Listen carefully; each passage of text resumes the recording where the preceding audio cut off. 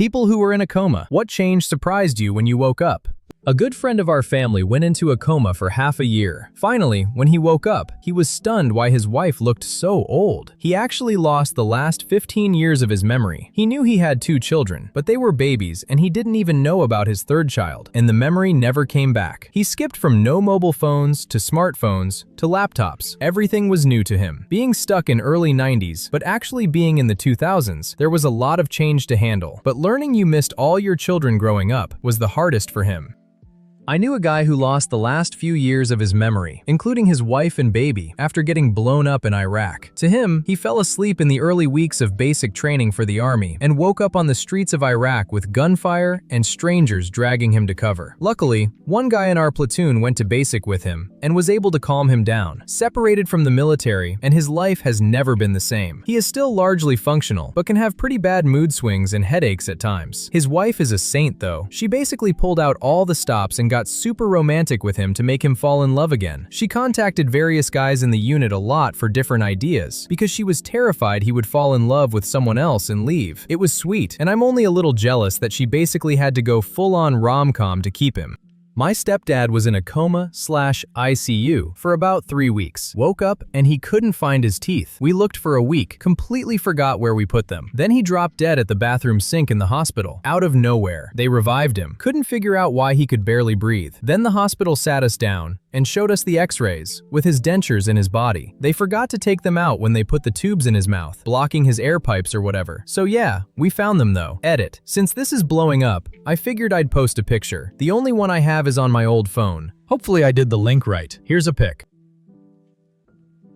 Medically induced for approximately a week due to sepsis. When I was in, I thought I was a bird with my wings outstretched that was slowly freezing to the ground. When I woke up, I thought I was in Taos, but it looked like Raton. I was in Albuquerque, in a hospital that I had worked in for years. I thought I was 10 years younger. I thought I had gotten into a wreck, and my fiance at the time was an abusive ex-boyfriend. I thought my fiance had found me naked on the side of I-25 and had taken to a veterinary hospital. It took another month and a half for me to understand what happened. I was in and out of surgery and died a couple times in that time. Once, they were changing out my wound vac, and I looked down and saw inside of me. Then things started making a little more sense. I still can't eat cheeseburgers. Wait, what did cheeseburgers have to do with it?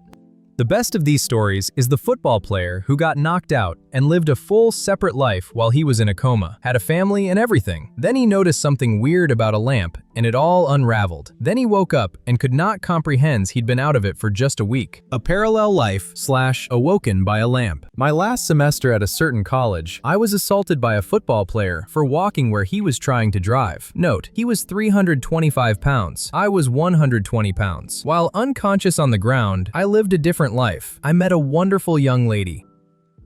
She made my heart skip and my face red. I pursued her for months and dispatched a few jerk boyfriends before I finally won her over. After 2 years, we got married, and almost immediately she bore me a daughter. I had a great job, and my wife didn't have to work outside of the house. When my daughter was 2, she, my wife, bore me a son. My son was the joy of my life. I would walk into his room every morning before I left for work and doted on him and my daughter. One day, while sitting on the couch, I noticed that the perspective of the lamp was odd. Like inverted. It was still in 3D, but just wrong. It was a square lamp base, red with gold trim on 4 legs and a white square shade. I was transfixed. I couldn't look away from it. I stayed up all night staring at it. The next morning, I didn't go to work. Something was just not right about that lamp. I stopped eating, I left the couch, only to use the bathroom at first. Soon, I stopped that too, as I wasn't eating or drinking. I stared at the fucking lamp for 3 days before my wife got really worried. She had someone come and try to talk to me. By this time, my cognizance was breaking up, and my wife was freaking out. She took the kids to her mother's house just before I had my epiphany. The lamp is not real. The house is not real. My wife, my kids, none of that is real. The last 10 years of my life are not fucking real. The lamp started to grow wider and deeper. It was still inverted dimensions. It took up my entire perspective, and all I could see was red. I heard voices, screams, all kinds of weird noises, and I became aware of pain. A fucking shit ton of pain. The first words I said were, "I'm missing teeth, and opened my eyes. I was laying on my back on the sidewalk, surrounded by people that I didn't know. Lots were freaking out. I was completely confused. At some point, a cop scooped me up,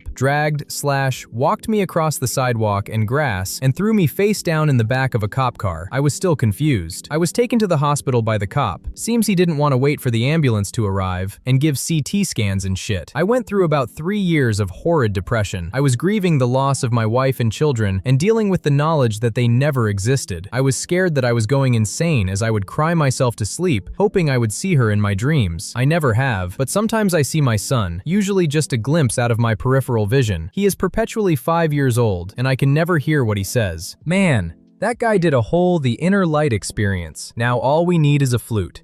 A guy I dated for a few weeks in high school was standing at a bus stop when I was driving back to my old hometown to visit my parents. I waved at him, and he just looked bewildered. So I messaged him on Facebook just to be nice. It turns out that he had no idea who I was, because he'd been in an accident and a nearly half-year coma. He somehow woke up with a Scottish accent and had to relearn to walk. His family finally figured out that the Scottish accent was because his ultra-Scottish grandma was with him a lot as a baby, and I guess that's what his brain latched onto. He's now a happy Ren Fair performer who used to be a very troubled guy headed for military service. I guess he's happier, but it really makes you wonder who he would have become. He also kept asking me if I knew why he wore this specific ring. Unfortunately, I didn't. Did the Scottish accent stay or wear off eventually? As far as I know, it was permanent. You and the people around you change a lot. I had a narcissistic sister, and mom and dad used to fight on the most trivial stuff. Lots of raised voices. I bet that's why my sister behaved the way she did. She was sarcastic too. It never ended. Going home felt like a room to take a bath in and hit the sack at, with a touch of sarcasm and constant entitledness, if that's even a word. I had a brain surgery. I was under for 5 months. The lobby lady told me she was there every day, never missed a day. There was no need to come visit me, but she would stay there after school till night fell, so like 5 hours. I never felt so loved ever. It swept the ground, what I thought of her, from under my feet. I was blank when I did wake up. She was the first thing I saw. There she was, my sister, who always hated my guts. I don't know what made her change. I never asked, but I was glad. I knew it was genuine. She wasn't even surprised. She just looks at me and says, "Took you long enough." We cried and hugged it out, and she was a complete different person after that. I don't know what it does to slash in people that changes them, but I'm glad that it does. Then I realized why people just didn't get up from a bedridden state and need help, because the back is stiff. XD lol.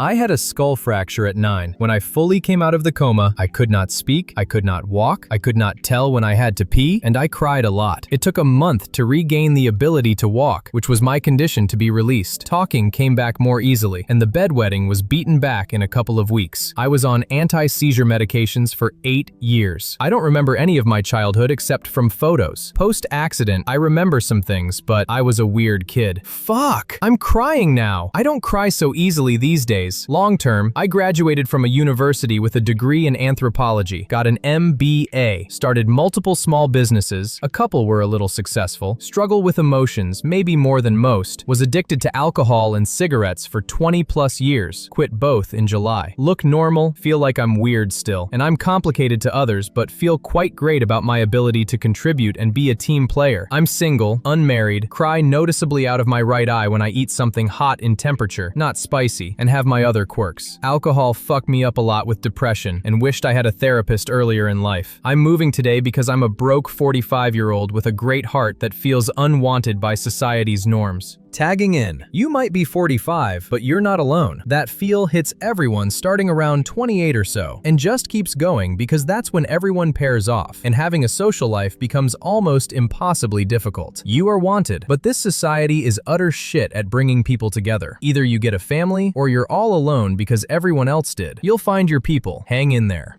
Was in a medically induced coma for 10 days due to multi-organ failure induced by sepsis. I suffered 3 reoccurring nightmares that I was unable to wake up from. First nightmare was in a dark, doorless warehouse, filled with grandfather clocks, each clock lit up with a spotlight. I was now being chased around the warehouse, hiding behind clocks from 2 people with knives chasing me. Second nightmare was like playing your daily life as a game. Every time someone spoke with you, you had X amount of options to pick from. If you got the wrong option, you had to restart the game. This got worse as you progressed, as the buildings was on fire, and restarting the game wouldn't restart the fire, so it felt like a race against time. Third nightmare. I was on a bullet train in Japan, restrained with no use of hands/arms arms or legs. I could feel myself slowly suffocating, and yet everyone around was just talking and going about their day, completely ignoring me. In all of these, I never died or got caught. It still makes me wonder what would have happened if I did get caught in one of these nightmares. For me though, they were always reoccurring and never able to shake myself awake from. Has to be the worst experience of my life. Upon finally being woken up, I was delirious for a good week before understanding where I was or why. Were you aware you were in a dream? I was never in a coma, but when I had mono, I was out of work for a month and a half. I had a secondary infection, and my fever was above 105 degrees Fahrenheit on and off for weeks. I would have this recurring dream multiple times a day for weeks and weeks. It was similar to the trash compactor scene in Star Wars. As soon as it would start, I remember saying in the dream, "Effing stupid ass dream, why can't I be on a beach or something?" 20 years later, I still get that same dream when I get a bad flu and fever. Nope. As far as I was aware, it was reality to me. I'd have no idea how I got into the situations, only knew what was occurring. I wish I had the knowledge of it being a dream. Looking back on it, I had some surgery which went wrong at the start, so I'm wondering if some of the nightmares were related to this. However, throughout the whole time, I was induced into a coma. Guys, thank you for watching this video.